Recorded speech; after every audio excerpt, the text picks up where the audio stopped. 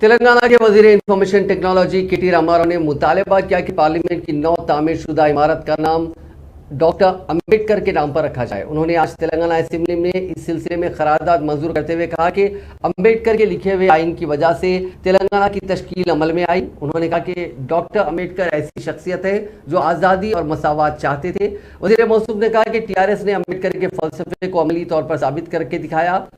उन्होंने बताया कि अंबेडकर ने लिसानी गलबा और इलाक़ाई गलबे की मुखालिफत की थी।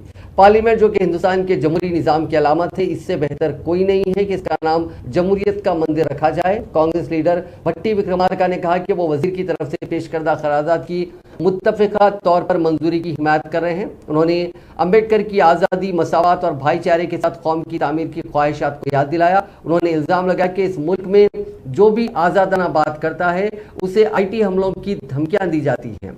उन्होंने तनकीद करते हुए कहा कि इस मुल्क की दौलत सिर्फ चंद तबकों के पास जा रही है। भट्टी ने इल्ज़ाम लगाया कि इस मुल्क में भाईचारा खत्म हो गया है, एक दूसरे के लिए नफरत के हालात पैदा किए जा रहे हैं। उन्होंने उम्मीद जाहिर की कि अगर पार्लियामेंट का नाम डॉक्टर अंबेडकर के नाम पर रखा जाए तो इस मुल्क की तामीर आसानी से आगे बढ़ेगी।